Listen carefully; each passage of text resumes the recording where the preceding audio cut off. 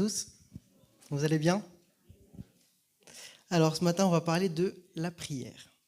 La prière, alors il y a beaucoup de choses à dire sur la prière, il y a beaucoup de textes de la Bible qui en parlent, et on va prendre un texte dans un livre que j'aime beaucoup et que vous aimez beaucoup aussi, je suis sûr, c'est les psaumes. Parce qu'il y a plusieurs types de livres dans la Bible. Il y a les livres historiques qui racontent l'histoire d'un peuple ou de certains personnages. Il y a des livres qui sont des lettres, on connaît celle de Paul notamment, des lettres de Paul aux églises, donc c'est encore un autre type de style. Il y a des livres qui sont quasiment juridiques, où il y a tout un tas de règles. Et les psaumes, ce qui est bien, c'est que c'est comme une espèce de journal intime, où on voit pas seulement la vie extérieure des gens, comme on peut voir dans les livres historiques, mais on voit la vie intérieure des personnes. C'est comme une espèce de journal intime, de livre où les différents auteurs des psaumes racontent ce qu'ils vivent, racontent ce par quoi ils passent, ce qu'ils traversent, et ça nous permet de pouvoir nous retrouver dedans. Et en plus, il y a beaucoup de psaumes qui sont de David, et David a une vie incroyable puisqu'il a été berger, mais aussi chef d'État, il a été musicien, compositeur, artiste, mais aussi un grand chef de guerre, donc il a vécu plein de choses, et c'est très intéressant de voir sa vie intérieure. Et on va regarder plus précisément le psaume 142 ce matin. Le psaume 142 qu'on va lire ensemble.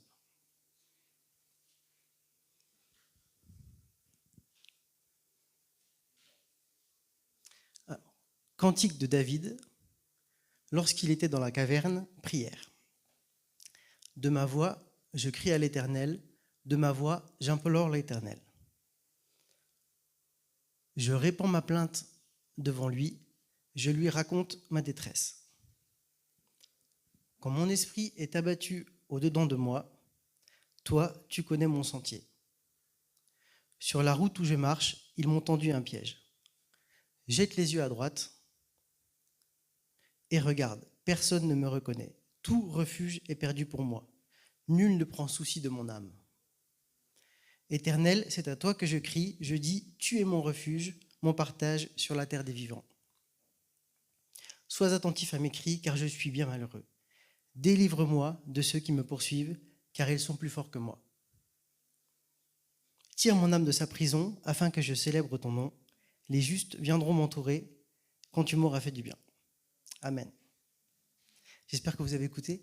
Moi, j'ai remarqué que dans les prédications, souvent le moment où j'écoute le moins, où je décroche, c'est pendant qu'il y a la lecture du texte. Je ne sais pas si c'est pareil pour vous, alors qu'on est sûr que c'est le seul moment où tout est inspiré.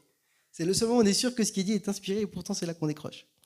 Donc on va parler ce matin de la prière de David, et plus précisément de 3 aspects de sa prière qui peuvent nous enseigner sur notre vie de prière à nous aussi. On va voir le contexte de la prière, le moment où David a prié, ce qu'il traversait dans la vie à ce moment-là. Ensuite, on va voir ce qu'il a dit dans sa prière, le contenu de sa prière, comment il a amené sa prière à Dieu. Et enfin, on verra les effets qu'avait la prière sur lui, les conséquences de la prière. J'espère que ça vous convient comme plan. Amen. De toute façon, je n'ai pas de plan B. Alors, le lieu de la prière.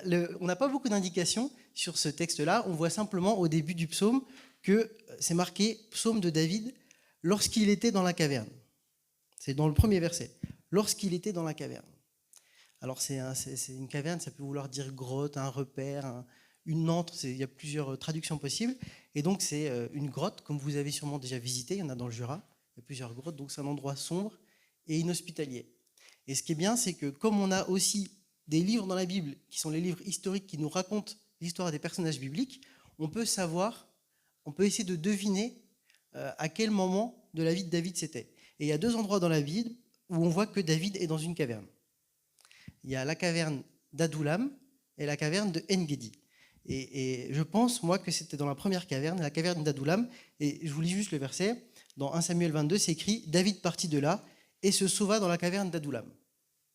Et c'est, à mon avis, dans cette caverne-là que David a fait la prière qu'on a lue. Alors, on ne va pas tout relire le texte, mais je vais simplement vous résumer un peu la vie de David jusqu'au moment où il se trouve à cet endroit-là de son histoire. Donc David, vous savez, à la base, c'est un berger d'une famille en Israël. Et quand il a à peu près 17 ans, j'ai toujours entendu ça, mais je ne sais même pas si c'est exactement écrit, mais quand il est en tout cas tout jeune, il y a un prophète qui vient le voir en lui disant qu'il sera le prochain roi d'Israël, alors qu'il est encore simple berger. Parce que depuis quelque temps, Israël avait demandé un roi, ils en avaient marre d'être gouvernés par des juges. Donc ils ont demandé un roi, et Dieu leur a accordé un roi qui était Saül et qui était désobéissant. Et donc Dieu a décidé de choisir un autre roi. Et donc David, qui est un petit jeune, dans les champs en train de garder les troupeaux, apprend que c'est lui le futur roi d'Israël. Donc ça semble impossible, on est d'accord. C'est comme si quelqu'un d'entre vous, on annonce qu'on va gagner une médaille olympique dans 2 JO, quoi. C'est à peu près le même type d'impossibilité. Et donc David est là, il apprend ça, et bizarrement, de façon miraculeuse, dans sa vie, il y a des choses qui se passent pour petit à petit approcher du but. D'abord, il va être en contact avec Saül, parce que comme il est excellent musicien et que Saül est tourmenté, on dit qu'il y a un bon musicien, et quand il vient jouer de la musique, ça calme un peu Saül. Donc il arrive quand même à se rapprocher un peu du roi. Donc ça avance un peu dans la direction de la promesse. Et puis après, ça accélère encore plus, puisque vous connaissez l'épisode très très connu dans la Bible de David et Goliath. C'est quand David va apporter des choses à ses frères qui sont sur le front, et il va voir Goliath, donc un géant qui défiait l'armée d'Israël. Et David, même si c'est pas vraiment un guerrier, que c'est un berger à l'époque, un berger et musicien, il va décider d'affronter Goliath. Et vous connaissez donc cette histoire-là, il va tuer Goliath, et à ce moment-là, il est vraiment proche de Saül, il devient membre rapproché, on va dire, dans sa garde rapprochée, et donc il devient dans le clan du roi. Donc le berger, là, qui a vu la promesse, petit à petit, ça s'accélère. Il devient vraiment proche du roi, il a des grandes batailles militaires, il devient même célèbre, il devient populaire, et il va même épouser la fille de Saül, et il est très ami avec son fils. Donc là, tout est sur la bonne piste pour qu'il puisse en effet se rapprocher de la couronne, comme promis. Voilà, donc ça c'est la partie de la vie de David qui va comme ça, qui monte, et qui s'approche de l'accomplissement de la promesse.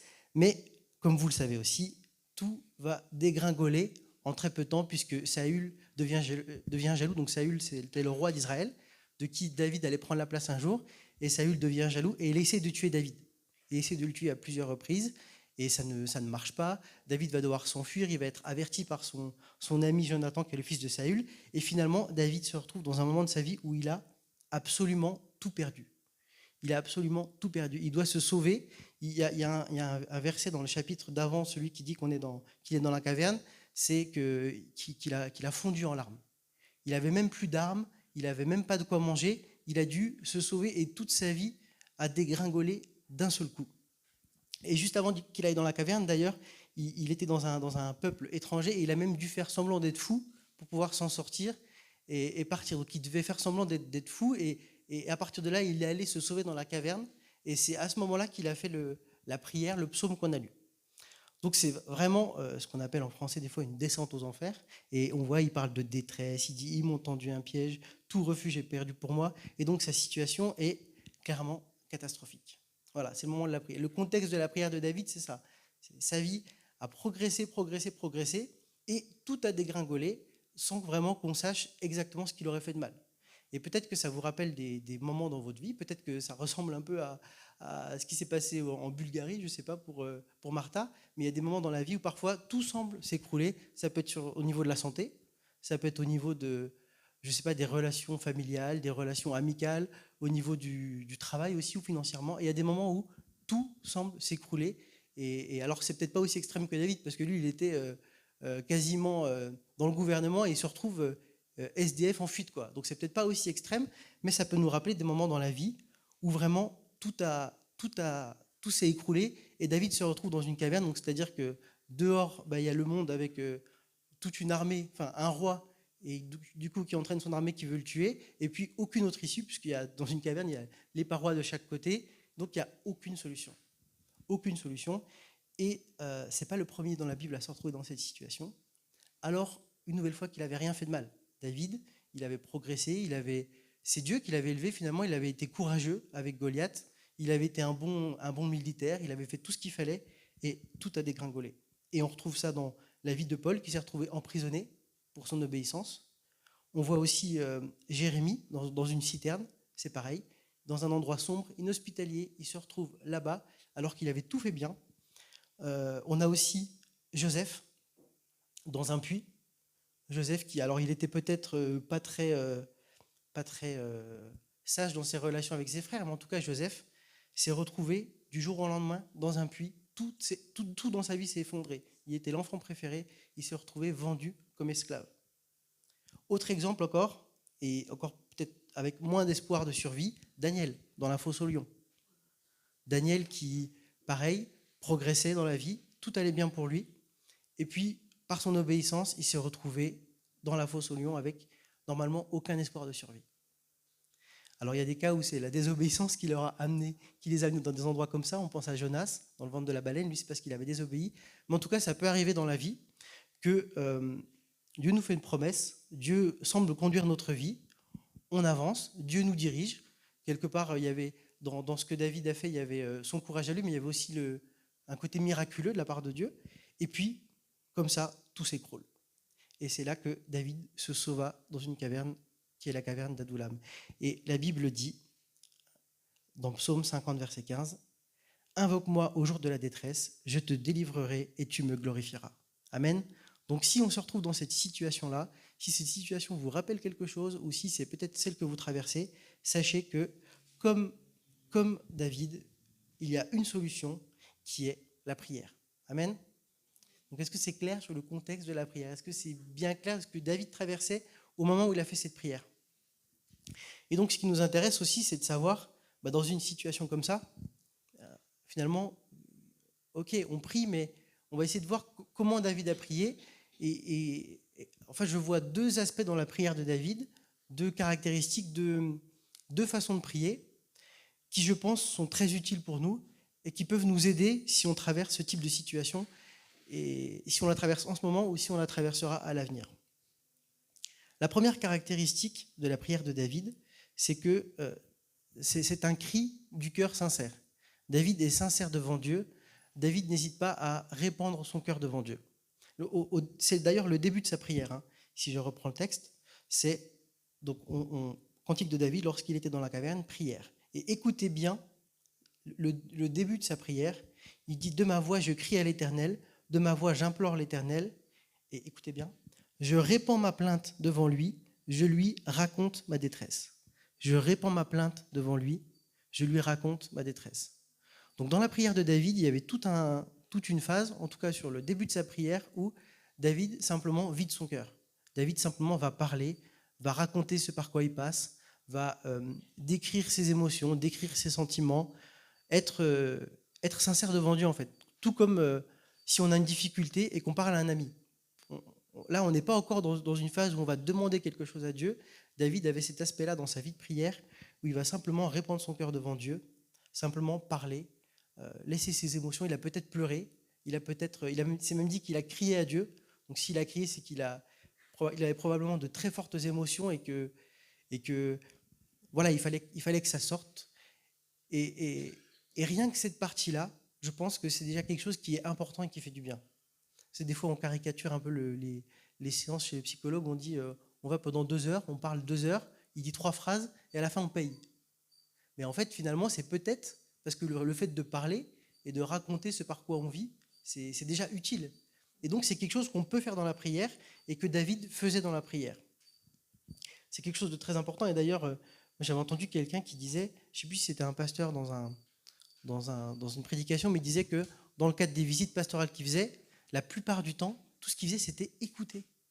Et les gens, ils parlent, et au bout d'un moment, à force d'avoir parlé, d'avoir raconté ce qu'ils traversent, et ben déjà, ça les aide. Et donc, il ne faut pas hésiter à faire ça dans la prière. Et moi, je pense que, en tout cas pour moi, ce n'est pas quelque chose qui semble si évident, si instinctif, d'oser dans la prière faire comme David, de répandre sa plainte et de raconter sa détresse.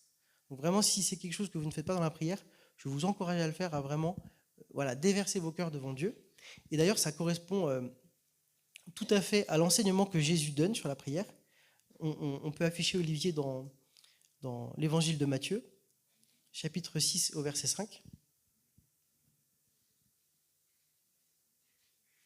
Donc c'est un enseignement, Jésus donne plusieurs enseignements, et notamment sur la prière, il dit « Lorsque vous priez, ne soyez pas comme les hypocrites qui aiment à prier debout dans les synagogues et au coin des rues pour être vus des hommes. Je vous le dis en vérité, ils reçoivent leur récompense. » On peut continuer. Mais quand tu pries, entre dans ta chambre, ferme ta porte et prie ton Père qui est là dans le secret, et ton Père qui voit dans le secret te le rendra. Amen. Donc en fait, c'est Jésus donnait plusieurs enseignements pour comparer la l'attitude des pharisiens avec celle des disciples. Et il dit par exemple, quand vous donnez les offrandes, les pharisiens vont sonner la trompette pour que tout le monde les regarde et que tout le monde voit qu'ils donnent.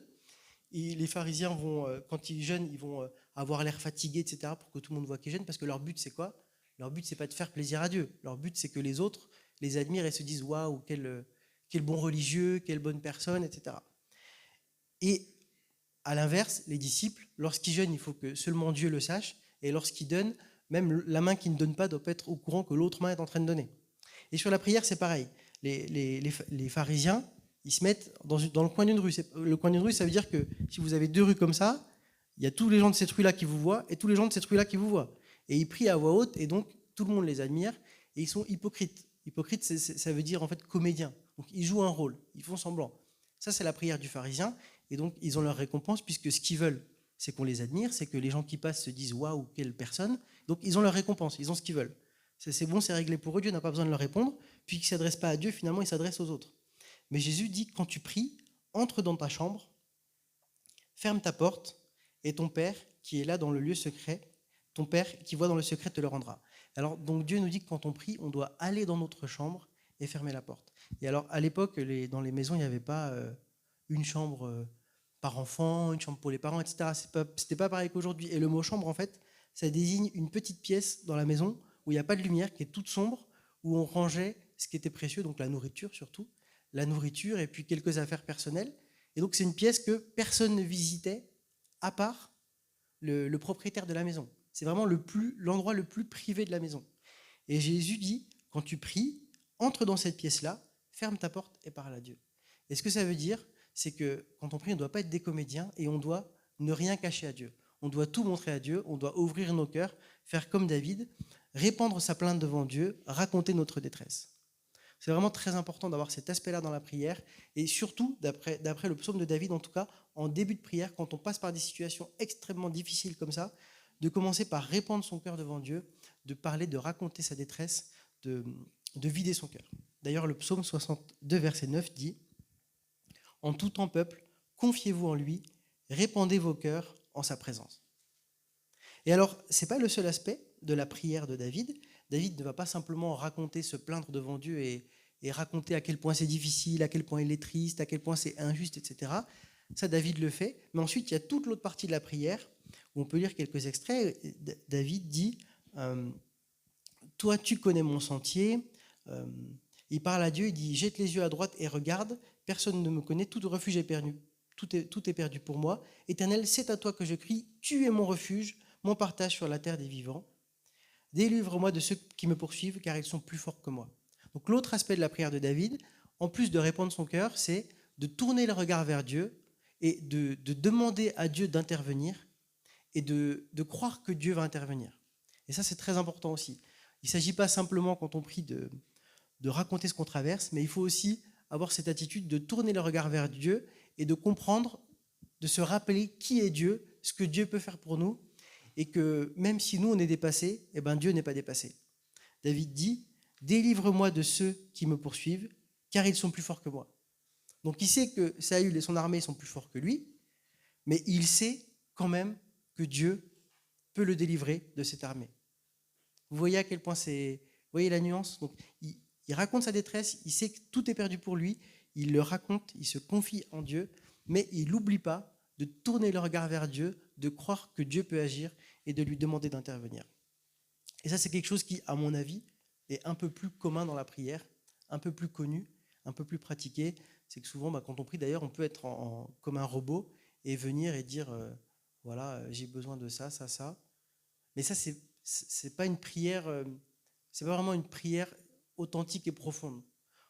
On exprime ce qu'on ressent et puis ensuite, on tourne le regard vers Dieu et on croit qu'il peut le faire. Alors, ça peut être bête parce que pourquoi est-ce qu'on va demander à Dieu de faire quelque chose si c'est déjà tout? Quelque part, ça n'a pas de sens. Dieu sait déjà tout, il sait ce dont on a besoin avant qu'on le demande. Donc c'est un peu bête quelque part.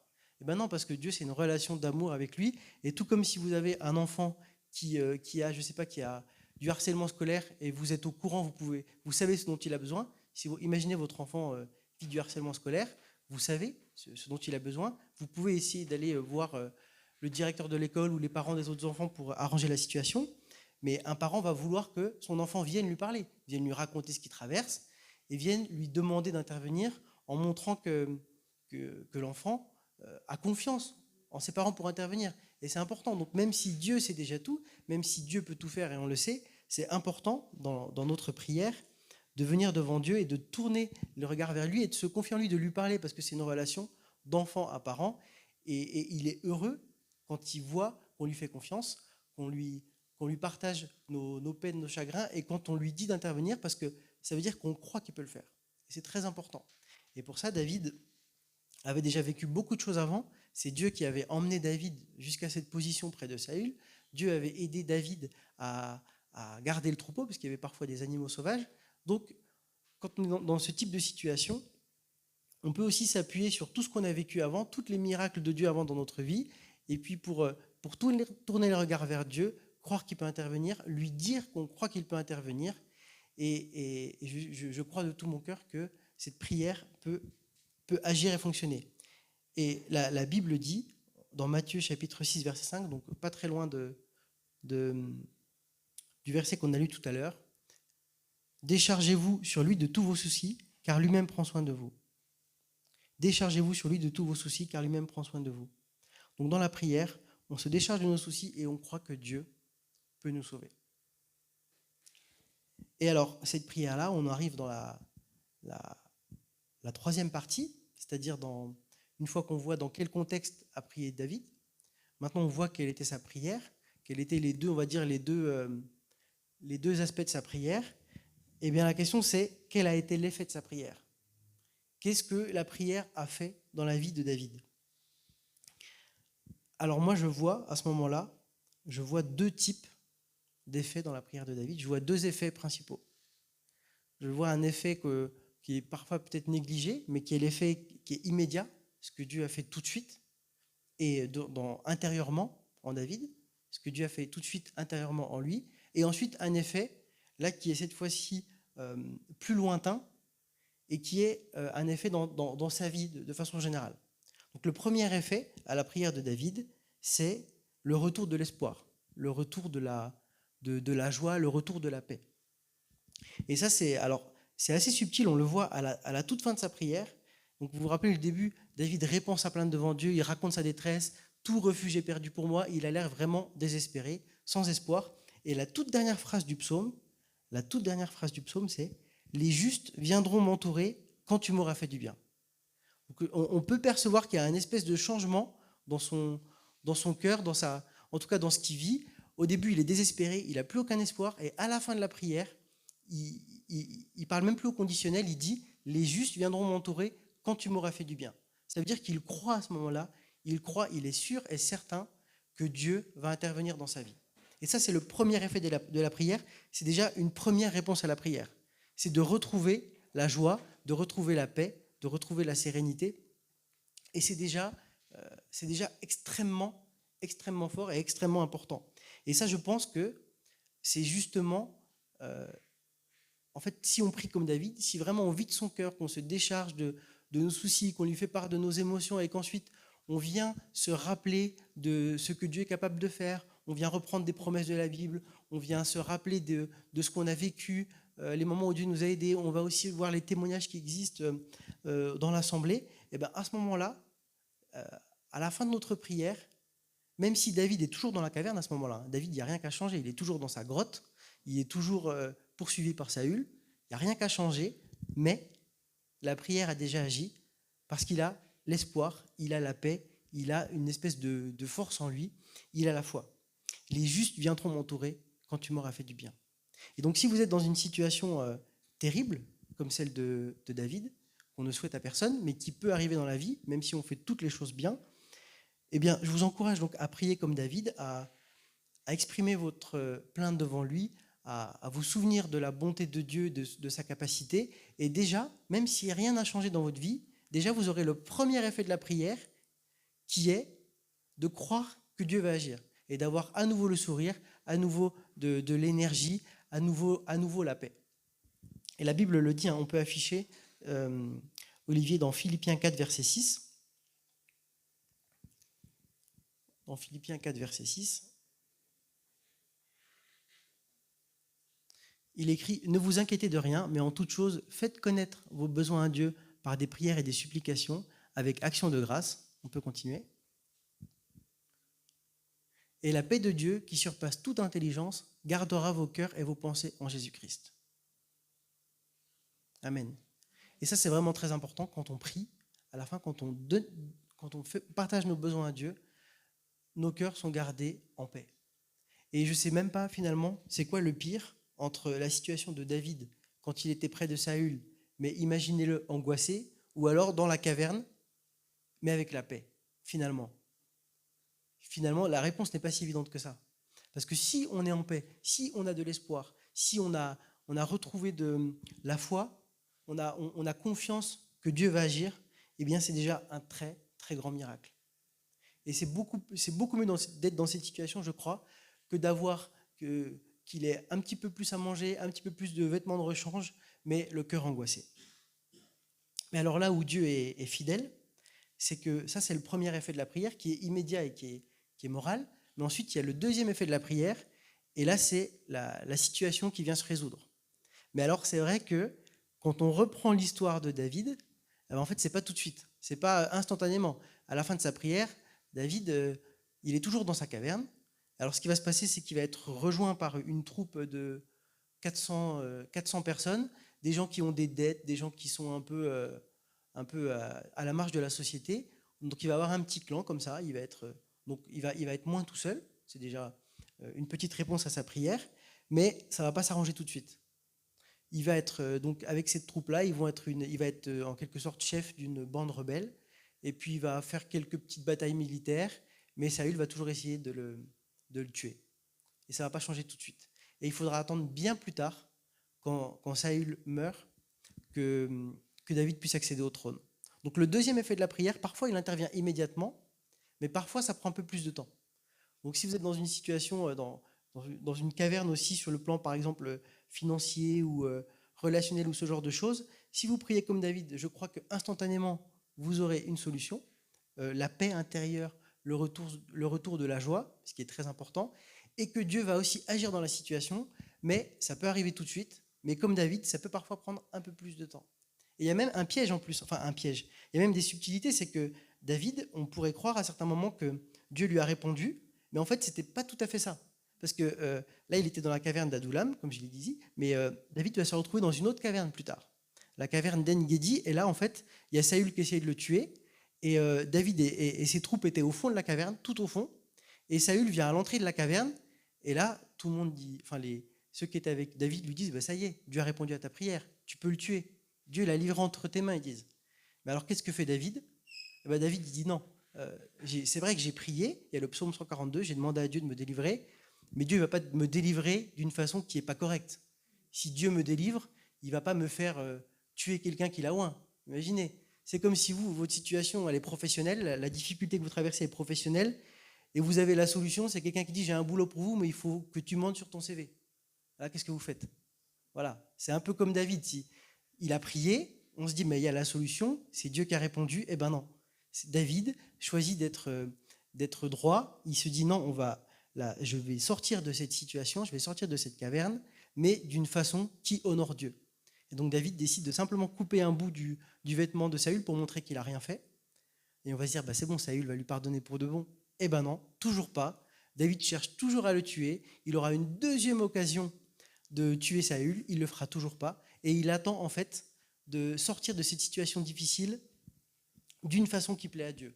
Et ça, franchement, c'est admirable. Et je pense que peut-être qu'on aurait tué Saül la première fois, ou peut-être pas, peut-être la deuxième fois. Mais en tout cas, je ne sais pas s'il l'avait fait. Si David l'avait fait, est-ce qu'on l'aurait blâmé? Parce que David avait tué quand même beaucoup de gens dans sa vie. On peut dire qu'il avait déjà tué beaucoup de monde. Saül faisait pas du bien au peuple de Dieu, mais non. Saül ne voulait pas toucher loin de l'Éternel. Et donc, quand on traverse une situation difficile, même si on a parfois la solution qui peut arriver, le deuxième effet de la prière qui semble se présenter, eh bien, il faut qu'on soit sûr que Dieu aime la façon dont on peut sortir de la situation. Et peut-être que David, à ce moment-là, s'il l'avait tué, peut-être que le peuple l'aurait su et aurait dit que voilà, il a voulu prendre la place du roi en le tuant, et peut-être que le trône aurait été un peu affaibli. Mais non, David a tenu ferme, et c'est des années après, en tout cas c'est plusieurs chapitres dans la Bible après, que David va enfin accéder au trône et que la promesse de Samuel à l'époque va s'accomplir. Et donc je pense que ça peut vraiment nous aider dans notre vie, en tout cas si on traverse des situations similaires, des temps difficiles avec tout qui semble s'écrouler sur un aspect de notre vie, eh bien qu'on sache que ça peut arriver, c'est pas anormal, ça peut être parce que vous avez désobéi, mais on a vu des exemples avec Joseph, avec David, avec Jérémie, avec Daniel, etc., que ça peut aussi arriver, même si vous n'avez rien fait de particulièrement mal. Et à ce moment-là, il n'y a pas d'autre choix que de prier. Il n'y a pas d'autre choix que de prier, de répandre son cœur devant Dieu, de raconter tout ce qu'on traverse, d'être sincère devant Dieu, de tourner le regard vers lui, de croire qu'il peut agir. Et à ce moment-là, vous aurez un premier bénéfice de la prière, qui est de retrouver la joie, la paix, la sérénité. Et puis en plus, peut-être qu'il faudra encore attendre un peu, mais avec la joie, c'est plus simple. Peut-être qu'il faudra encore attendre un peu.